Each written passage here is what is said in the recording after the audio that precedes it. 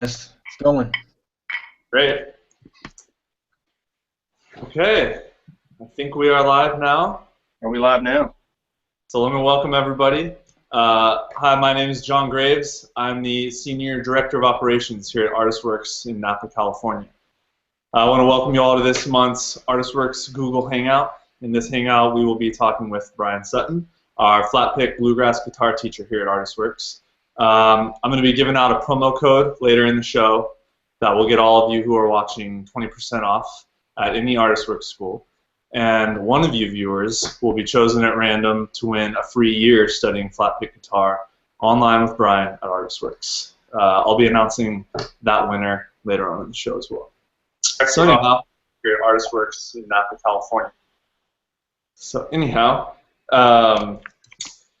Bryan was in our studio about 5 years ago this month, recording his initial lessons, and has been back many times to add new lessons and performance footage to his curriculum. And I'm excited to welcome him to our broadcast today. Bryan, good afternoon. How you doing? I'm good, John. Nice to see you. Nice to see you. Where are you joining us from? I'm in my basement in just north of Nashville, Tennessee, where I got about 10 inches of snow in the yard, so we've been enjoying a couple of snow days the last few days here. Very fun, very fun. Excellent. Okay, well, along with Bryan, we have a few guests joining us for the conversation. I'm going to take a moment to introduce. The first is another incredible guitar player who was a founding member of the infamous String Dusters and is a current guitar player of the Punch Brothers. His name's Chris Eldridge. Chris, welcome. Thank you for joining us. Thanks for having me. Nice to be here. Yeah, we're happy to have you. And you're also in Nashville, right? Also in Nashville. Yeah, also with about 10 inches of snow in my yard. Yeah, you were telling me before the show you moved away from New York to get away from the snow, and now you got 10 inches in your yard. It's crazy. It's crazy. I don't know what's going on. I'm so confused right now. Okay, so also we're very pleased to have the company of Bryan Sutton's father, Jerry Sutton, who helped Bryan get started as a guitar player, and we're all very thankful that he did so. Jerry, welcome, and thank you so much for joining us today. Well, thank you, John. It's my pleasure to be here. So are you also in Nashville? No, I'm in Cameron, North Carolina, which is a little bit west of Asheville. Okay. And we also have about 10 inches of snow or more, and a little bit of sunshine going on right now, so we hope the snow will melt away as soon as possible. Okay. All right, so and then finally, our final guest, we're joined by a longtime student of Bryan's who's been studying and interacting with Bryan at ArtistWorks since March of 2013, so almost 3 years. His name is Jordan Ream. Welcome, Jordan. Hey, thanks for having me. Thank you very much for joining us today, and you're joining us from Kentucky, right? Yeah, Bowling Green. Excellent. How much snow do you have, Jordan? 12.2 inches. Yay, Jordan, we have a winner. Great. Well, all right, so there's a lot of guitar and bluegrass discussion that we want to get to, but first I think we'd all appreciate it if Bryan, if you'd start us off with a little something. So do you have anything up your sleeve you feel like playing for us right now? I have both the sleeves rolled up, and so it's all out. Everything's out of the sleeves. Here's a tune that's it's a thing I wrote that will be on a new record coming out in a few months. That actually Chris Eldridge there was working with me on this record. We came up with a little duo guitar part, but it's just me now. But it's a little frolicky number for a Saturday called Walking Across This Land.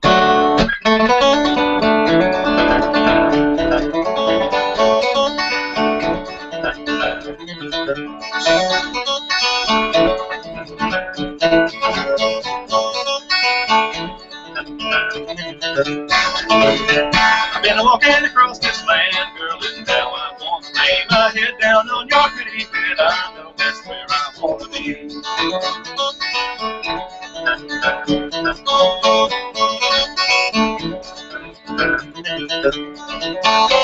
I wrote you out a letter, darling, I kissed it where I signed my name. I picked a little flower and I folded it inside. It's been a long time gone by here, but now my journey's o'er.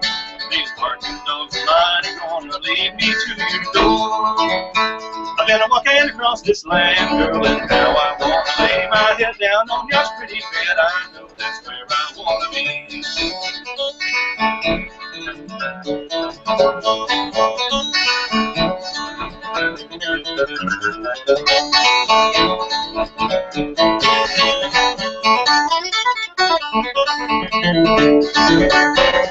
struck out on my own to find my fortune and my fame, so I could earn your love and make you mine forevermore. But fame and fortune I've not found, just hard luck and traveling, and all that I was looking for was here inside my heart. I've been walking across this land, girl, and now I want to lay my head down on your pretty bed. I know that's where I want to be.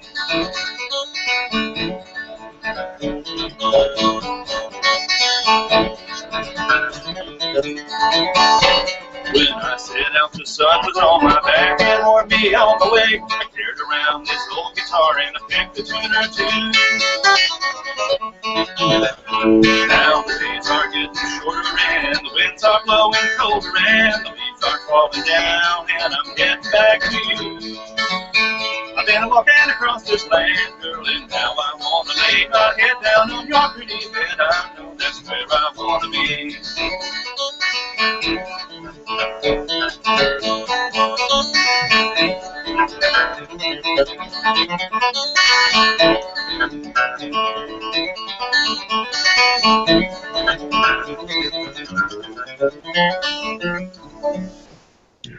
Yes, very nice.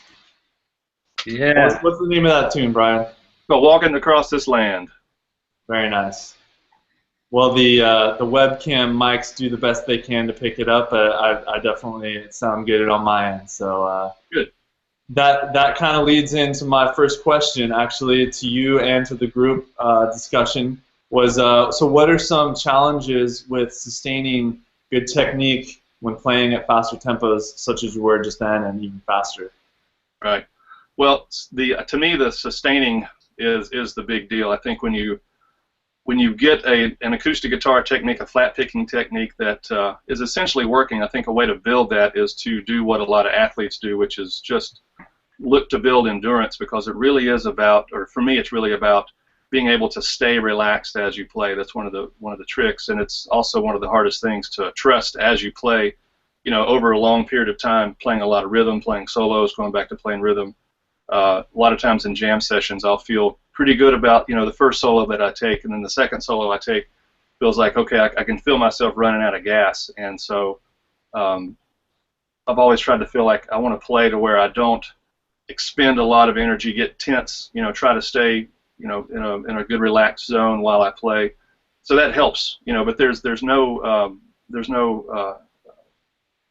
replacement for just repetition, building on good technique. That's why I say, you know, if you can locate how to make a good tone consistently at a slower tempo, you build from there, either through, you know, direct, you know, playing faster, or just playing longer, playing more, just not stopping, really. See how long you can keep it up. Right. Chris, you want to weigh in on that?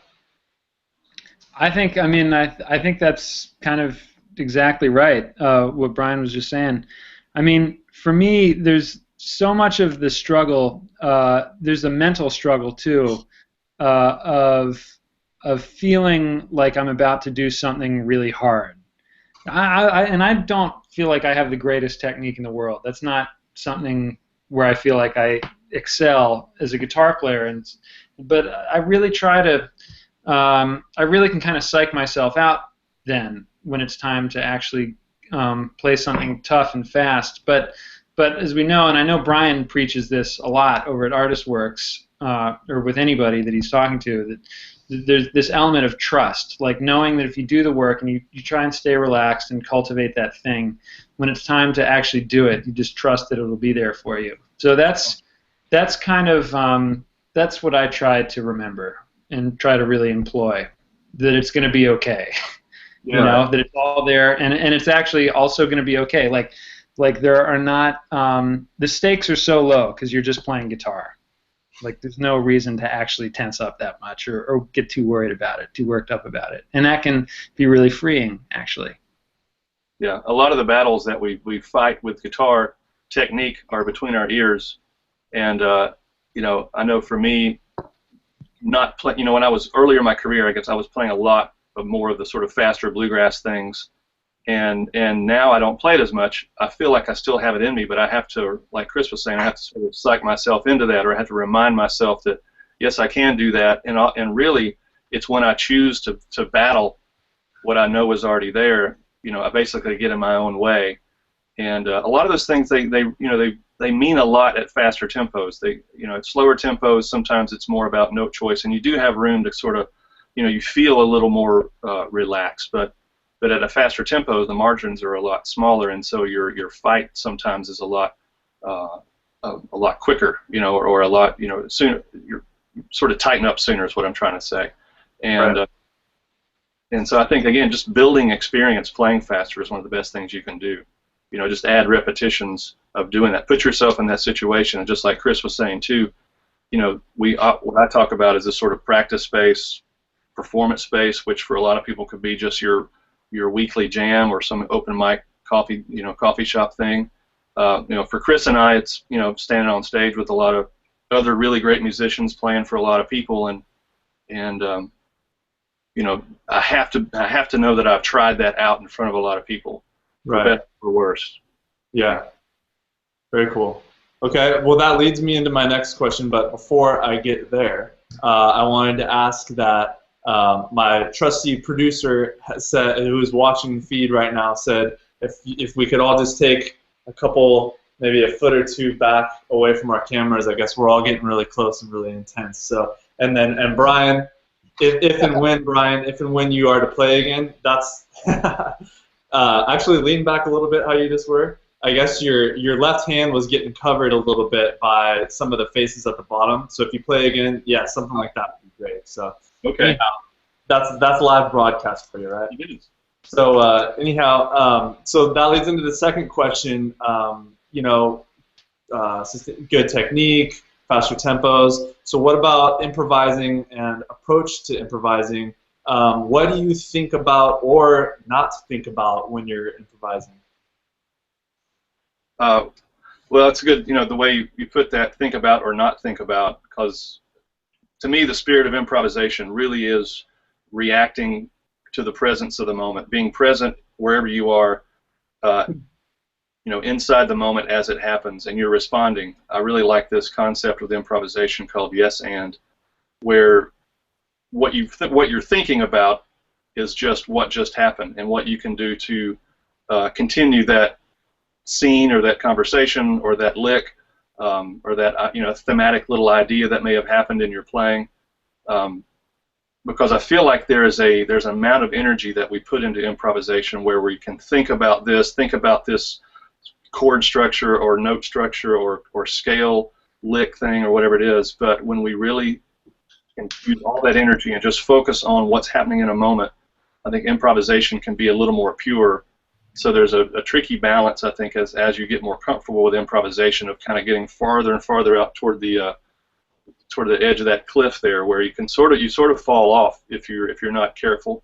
But that, again, that's part of the fun of improvisation is that chaos. I always talk about embracing chaos, where you just, and again, like Chris said earlier, the stakes are pretty low. Nobody's going to get hurt, but oftentimes, again, we sort of engage in a fight of fear, where I don't know what this other note might mean, but try it out. I'm always encouraging people to get into this improvisational thing, for better or for worse. There's trial, there's error.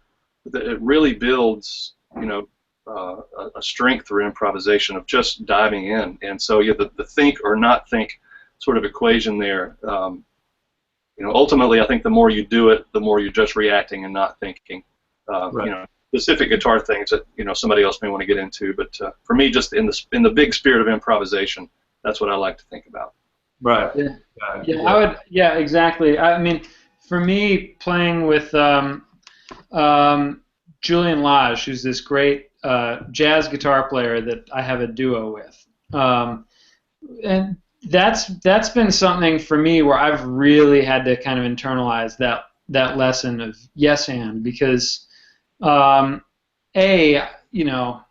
it's just, you're so exposed when you're just playing with one other person. Like playing in Punch Brothers, if I mess up in my solo, it doesn't matter. The whole machine is just kind of still chugging forward, and I've gotten comfortable with like how that feels, and I don't worry about it. But there can be a real tendency when I play with Jules, or there has been, where if something goes off the rails, I really worry about it, and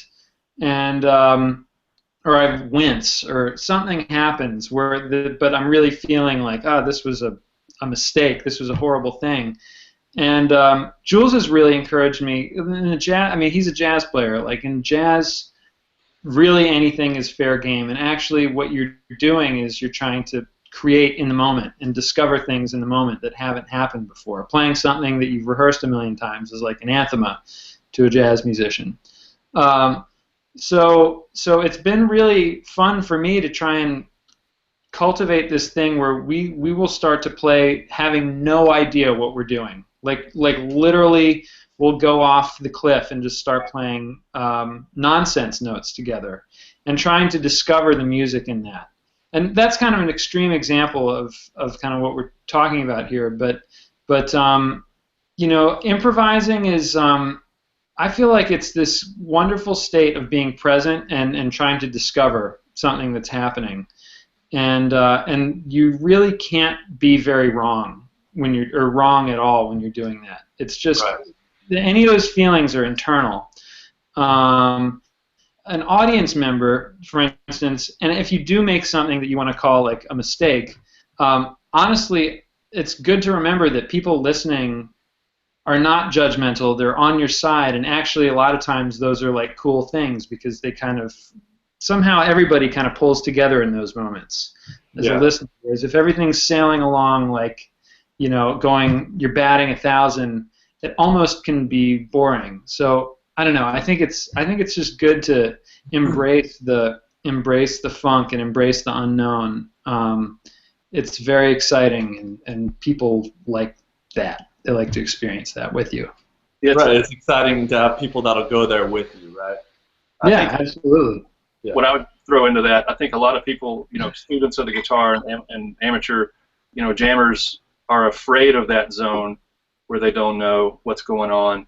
And I think until you can really embrace that and like Chris said, sort of find the music in that and create a habit of allowing yourself to go there, you know, you're really never going to kind of break through. A lot of people that I talk to talk about ruts. They talk about, I feel like I play the same solo every time. And, you know, the reality is that you probably are, but you've also chosen that path, you know, subconsciously maybe, but you have sort of seen this path of least resistance and taken it. And, you know, I like the sort of very conscious decisions that we can work on practicing improvisation of you know, just having different sort of levels of focus. Maybe Jordan or Dad would pipe in on something like that as far as, you know, just, you know, discovering new things about improvisation as you go. What's your experience, Dad? Well, I try not to play fast. I'll play slow songs, and so I don't have to improvise very much at all. But you've been getting into to more swing music and music that challenges you more, you know, outside of a basic fiddle tune, or you play music that, you know, where you're playing either more complicated music or even more simpler tunes, you know, with your vocal duet kind of stuff, where you are improvising, you know, through the arc of your whole performance, adding things here and there.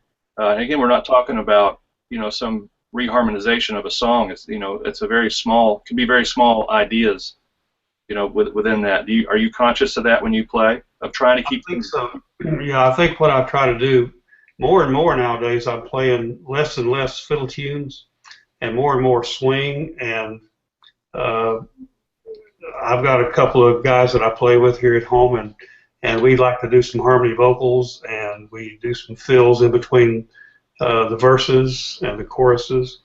And I try not to play the same way every time. That's a challenge to me, and so I'm still exploring all that, finding different ways to play. What do you feel like when you feel like you don't hit the mark? If you do you? Usually I laugh out loud and So usually works. Jordan, you've been studying with Bryan for about 3 years now, and you've on ArtistWorks you've been, exchanged plenty of videos with Bryan. Have you guys gotten into improv at all? Have you got into any of those lessons on his site? Yeah, a little bit. That's actually one of my downfalls as a player, getting into these fiddle tunes. I'll either learn his arrangement or come up with my own, and then I kind of get stuck in it. But Bryan will tell me, it's okay to have your arrangement, but don't try to do both. Like if you've got one set good arrangement, that's okay to play that, and maybe you've got a few spots where you can tweak a lick. But if you're gonna do improv, you need to kind of dive in head first. Right. Playing at my jams, honestly, I don't really get to play a lot of fiddle tunes. It's just straight bluegrass.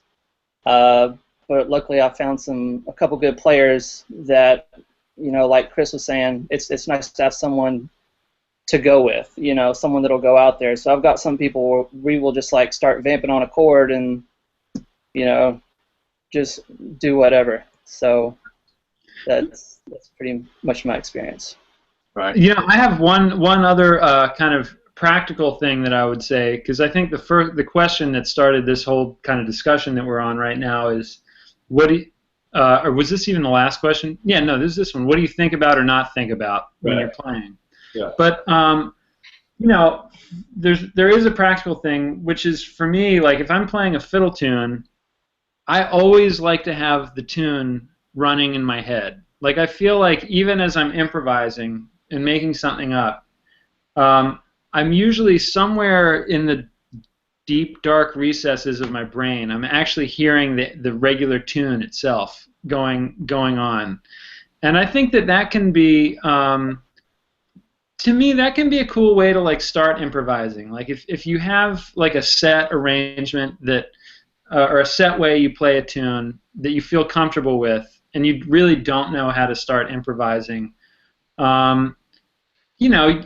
try playing your set arrangement and I don't know, going off like one measure, trying to make if you played something like got my guitar here, like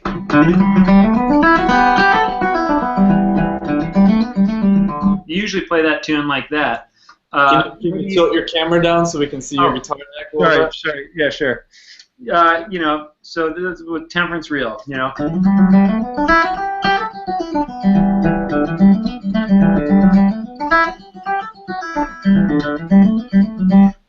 maybe you would improvise just trying to change one small element of that, like really having the tune there, but maybe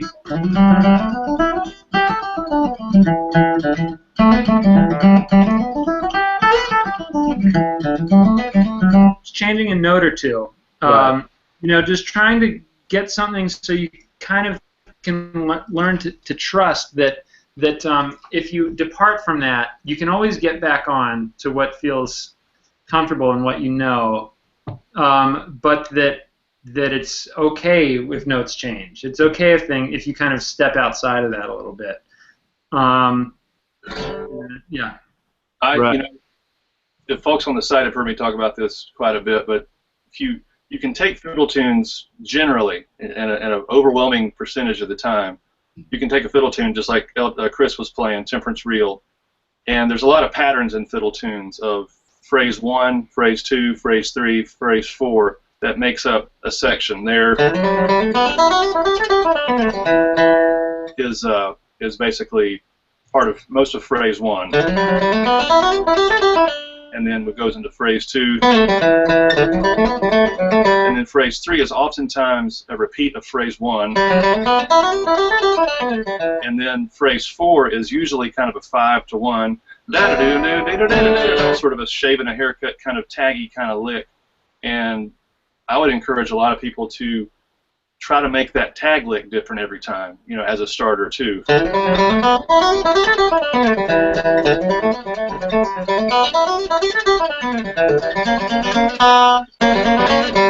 Or,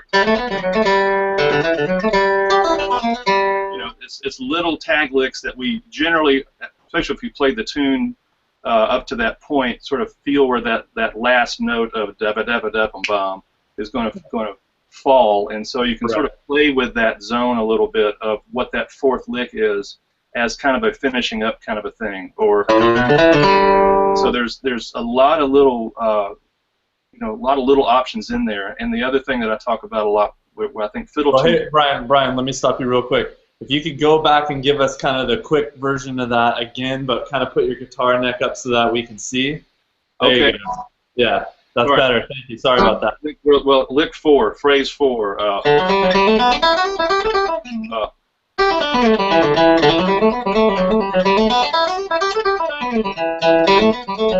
That was sort of phrase 4.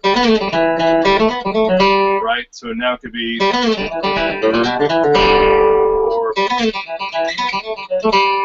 or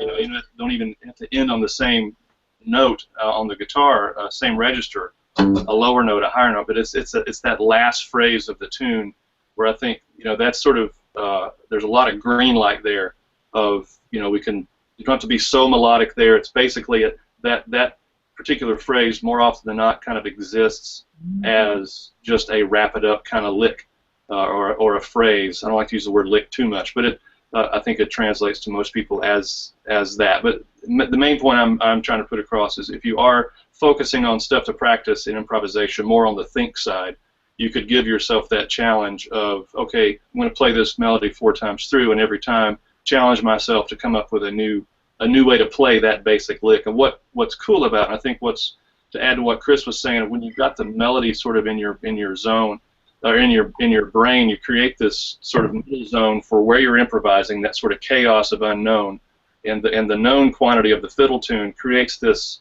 other area where I think what people listen to, where that stuff actually happens, which, you know, talking to like Julian Lodge and guys like that, you can create a kind of vocabulary for your playing after doing that a lot, where you Right.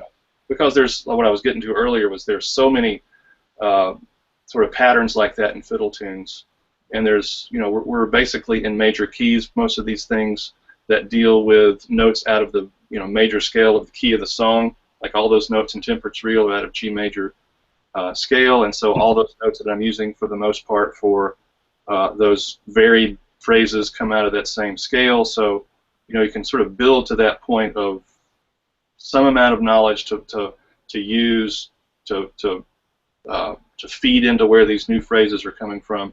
The bottom line is that I always encourage people just to dive in and try this stuff. I can tell you how ideas are built. I can tell you why it works. I can say, well, if you shift this note, it might give us this different color or sort of, you know, vibe or energy to the phrase. But ultimately, that mystery point of, I mean, where does music come from? Where do ideas come from? And I think until we're open, until we're kind of in a mode of kind of receiving and allowing ourselves to go somewhere that's not quite comfortable or known or trusted, well, you know, the more we kind of do that, I think it's sort of inevitable that things will start happening, you know, in the positive. Right. Excellent. And thank you for adjusting your guitar. We can see it much better now, so maybe just keep it right where it is. Okay, John. Okay, so before moving on with my questions, we have a couple questions from Twitter and YouTube that I wanted to get to. So I think there's some interesting questions being asked. The first was from Tyler Jewell, and it's beyond doing slow BPM practice while maintaining looseness in pocket, is there anything else one can do to help develop repairing tension that has developed after 10 plus years of bad technique? Critter? Yeah, I do have a thought on that. This is something that I've kind of used when trying to build up playing faster, but I think it's totally relevant to that. And it basically is giving yourself the permission, really granting yourself permission to be completely sloppy, to sound terrible. Like in pursuit of feeling relaxed. Like so much of why we tense up, I think, is because it's like tension is defensive. There's something inherently defensive about tension. If you're a kid playing baseball and like you're about to if you're the catcher and someone's about to come in and hit you, you tense up. Because it's a defensive thing, and so that winds up translating even all the way into music. But if you can really kind of grant yourself a safe space where you're not going to judge yourself, and you can say it's okay to be super sloppy, then you can get this down. Then you can start playing the guitar sloppily, but with no tension. And it's actually not about playing sloppy. It's about really, really relaxing. But if you relax, it's going to sound sloppy probably. If you haven't done that before, and if you spent your life like, playing super tense, if you try and really shake your arm out, just get it so there's nothing there, and then start playing something, you might sound really tense. Sound really sloppy, but I think it's really important for that to be okay.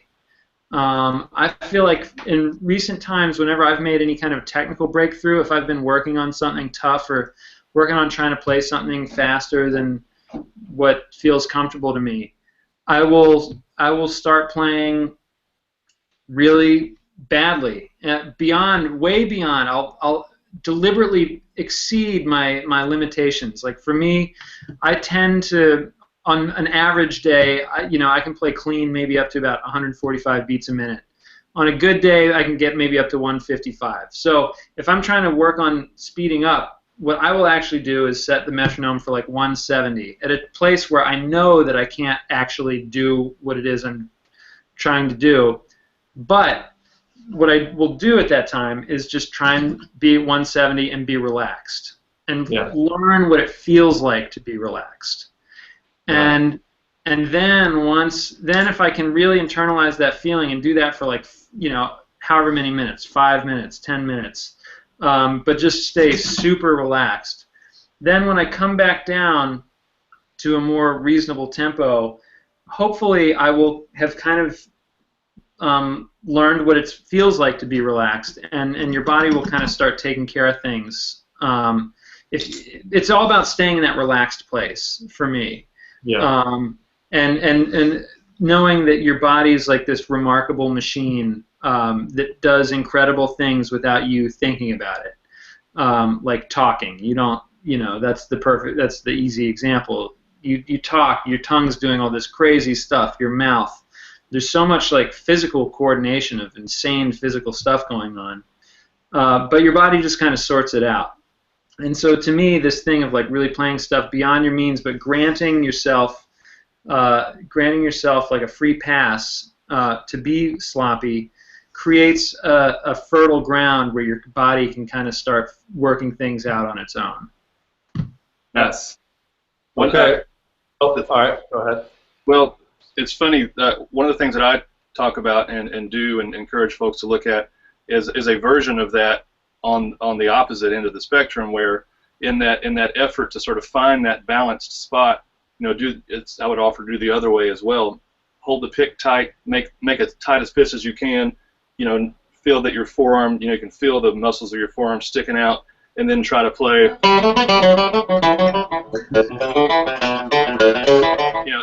It's so uncomfortable and it sounds bad, and so then it's the shakeout thing, and then just negotiate what those differences are, and like Chris was saying, it will show you sort of the differences. You'll discover this range of what's tense and what's relaxed, and ultimately I think where we're both kind of hitting on this is that you're finding this what I've heard referred to as a just right balance, because we don't want to accept that sloppy all the time, and we don't want to accept the real tight fist all the time. We know that there's a balance because this is a specific sort of exertion of muscles, and it's a motor skill. Right. Like we said earlier, and it's about sort of sustaining a settled, repeated version of that skill, and so giving yourself permission to be loose, I think, is a great thing.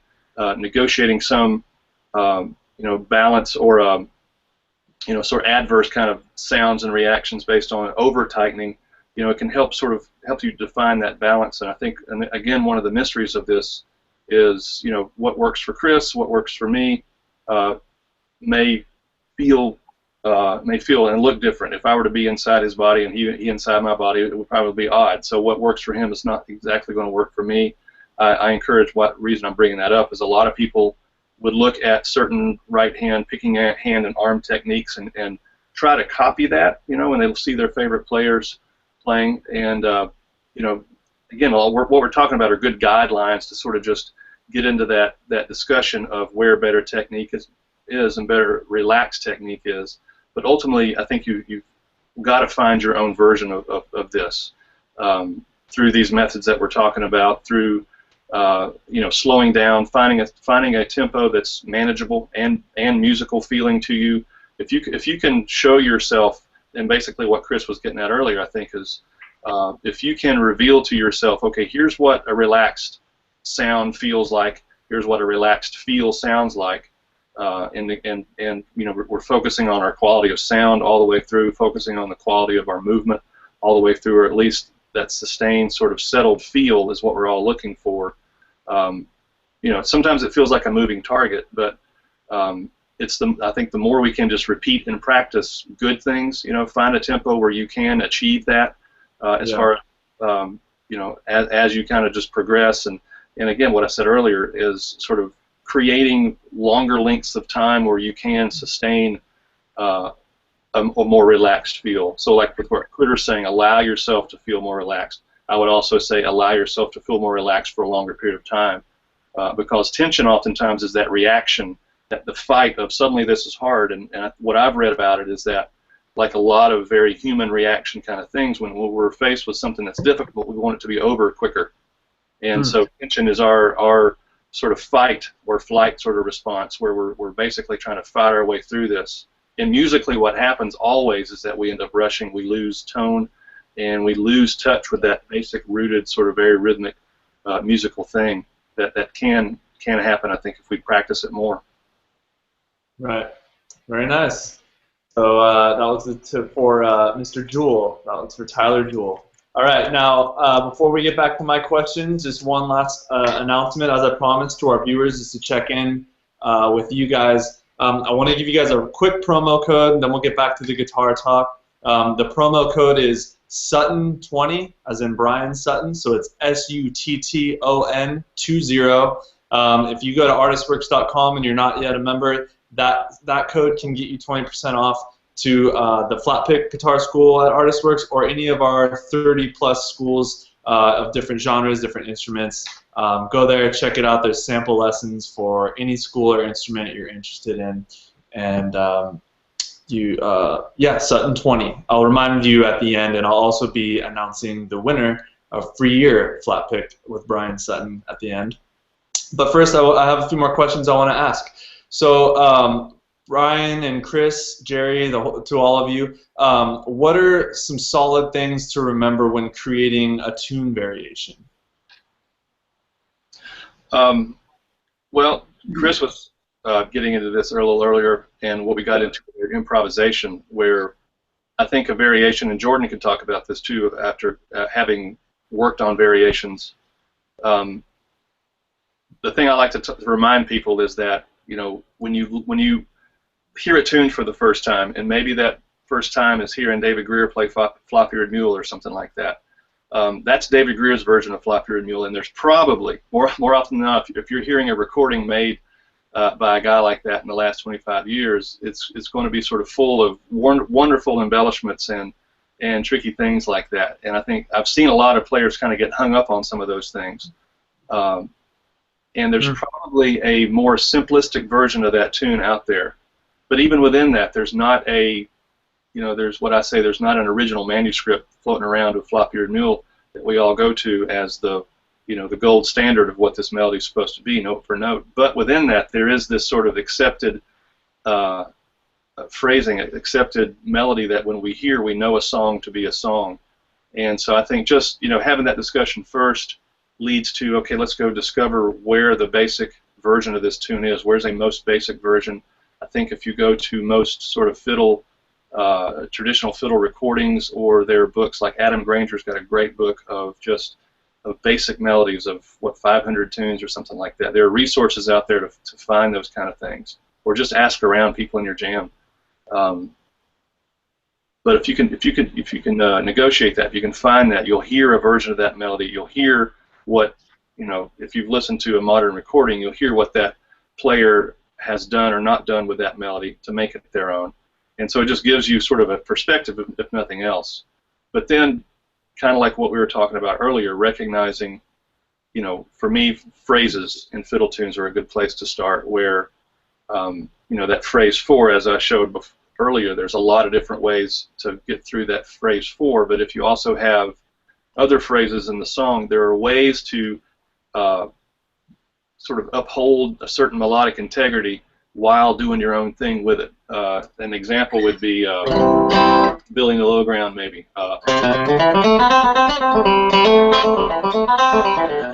Some people might go, it's not a huge change, but it's a change. Some people might go,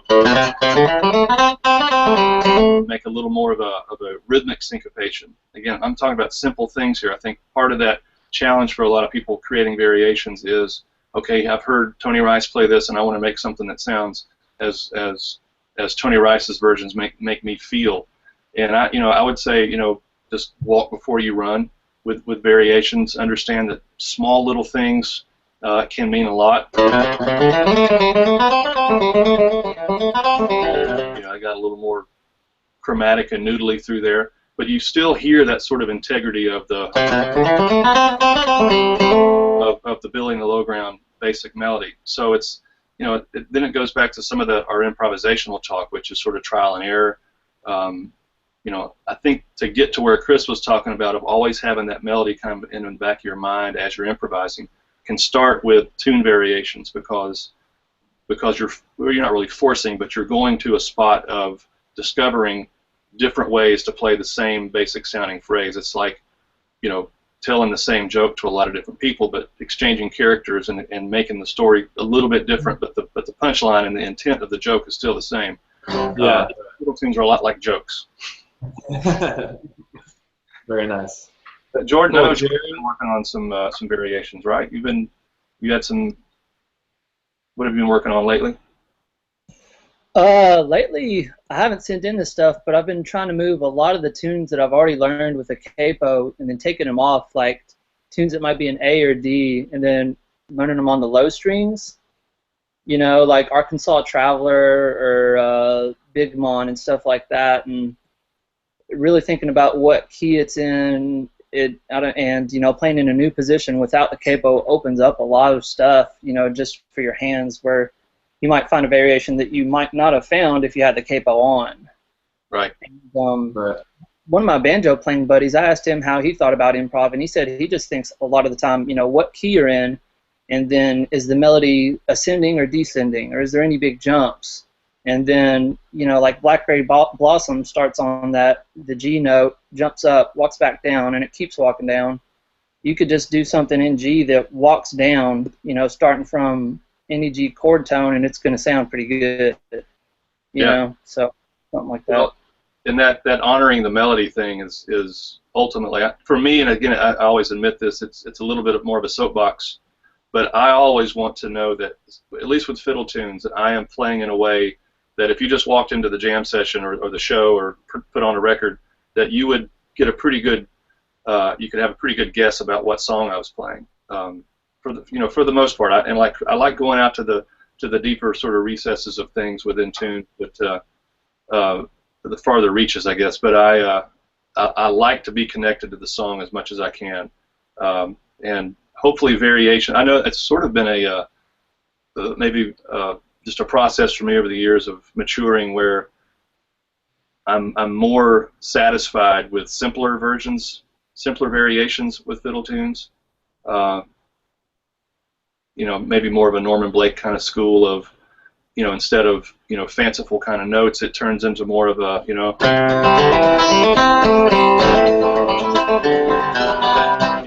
rhythmic syncopations and a lot of sort of strumming and solo guitar type kind of sounds going on.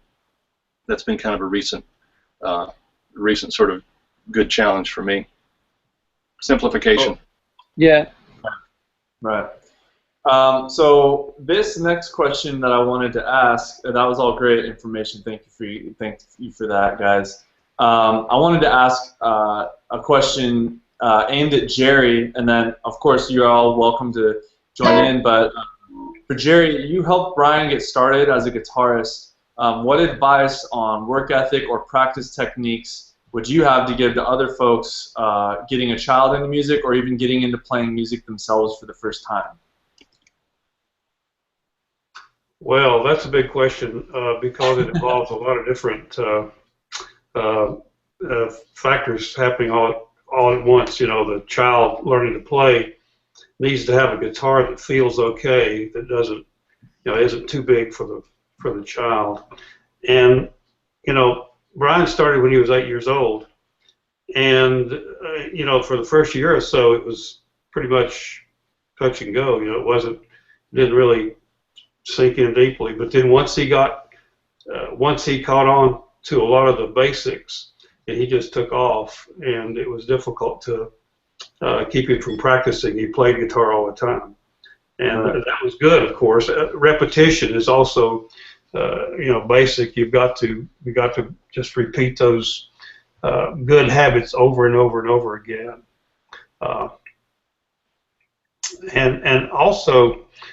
Another thing we did with Bryan too is we found as many good teachers within decent driving distances of our home as we could, so that we gave Bryan a lot of different types of music to listen to from different types of teachers. A finger style approach, a flat pick style approach, a jazz approach. There were some rock and roll approaches as well. Now that was after he was a little bit older. When he was younger. We started basically with reading notes and learning to play chords. And I think it's very important for kids to learn to play chords. And some basic notes, but chords. And that really encourages the search for a small guitar that a child can play. Bryan, I'm not sure if you remember the kind of guitar you started out on, but it was pretty much just a little small toy guitar. And then you moved up to, I think your granddaddy had a Gibson LOO from the mid-30s or something like that. And that was sort of a small body guitar, and it fit pretty well. And of course, then you went to the Martin D35, which was way bigger than you were able to play. It was like Bryan was holding the guitar. You know, the guitar was almost as big as he was. And, you know, it's just a matter of progress like that. And of course, Bryan also played electric guitar as well. Bryan played acoustic guitar. We had a little group going, and then he played electric guitar by the time he got to high school. Another thing that I think really helped Bryan, and some of the people who are out there listening need to, I think, hear this, because I'm going to climb on my soapbox here now. When Bryan was in school, he had a class which met every day first period.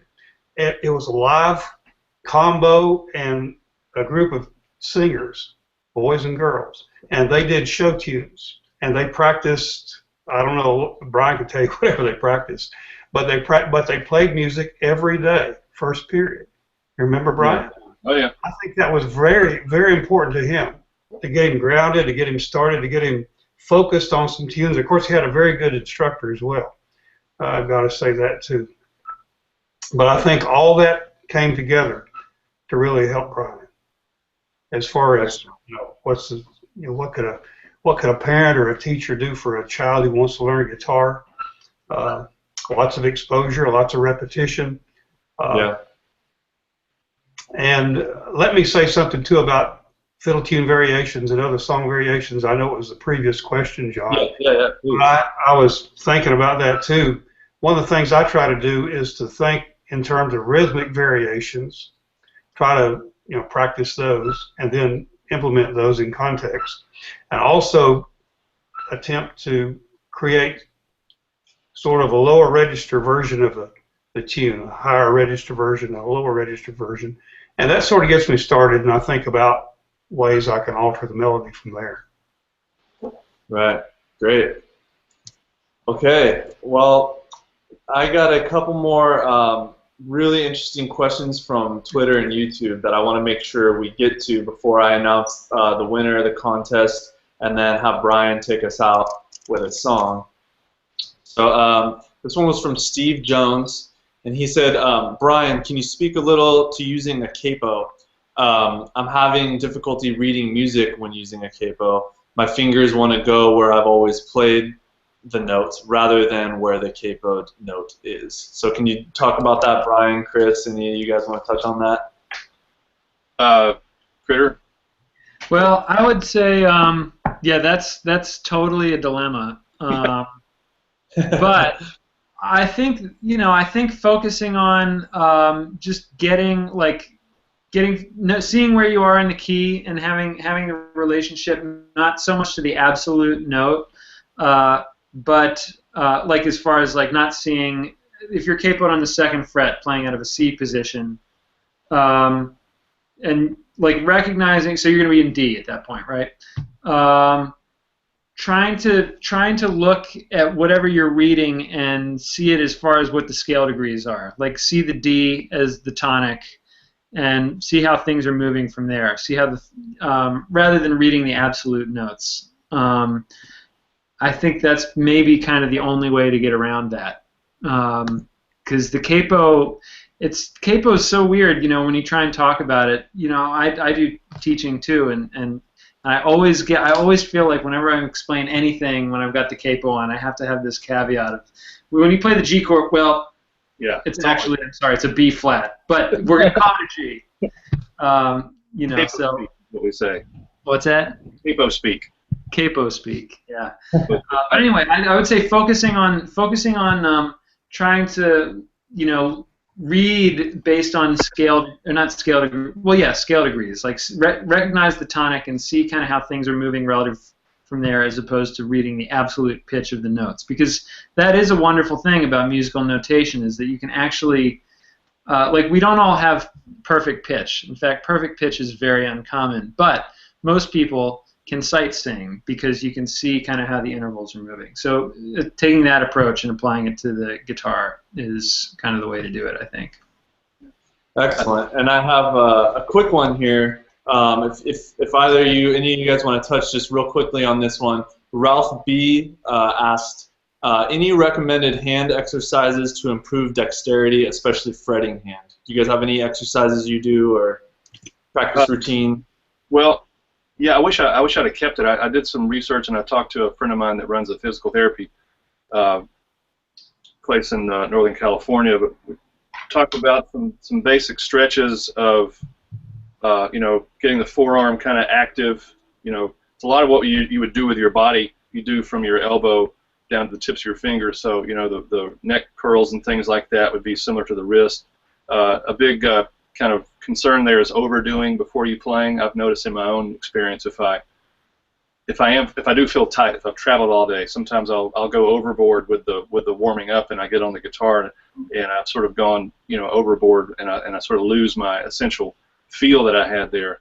But there basic sort of muscular stretches and loosening, I think is real helpful. Very basic kind of stuff, just to open the regions up there, open the muscles up, open the joints up. I like, within that sort of focusing back towards the guitar, a way to practice scales on the guitar where you get a metronome around 60 beats a minute. You practice slow bell tone kind of notes, big long sustain. Sorry. Just one long note after the other. It's sort of when you commit to these long notes, where the front of the note is connected to the back of the one before it, and the back of that note leads to the front of that next note. You get these long notes that are very, very connected. And there are certain scales where that's kind of easier than others, but when you get into these closed position scales, going from this note here to that note there on an F major scale, which is sort of the gnarliest of all scales, it really goes a long way to building the kind of dexterity, strength, flexibility that you need when you're just flying around with fiddle tunes. So it's between those two. I like the off the guitar stuff, and I like the on the guitar work that you can do that also increases the rhythm of the fretting hand in a way. So you're building muscle, and you're also building kind of rhythmic awareness of where those muscles are being used and how they're interacting with the strings. Great. Very cool. I hope that helps Ralph B out there.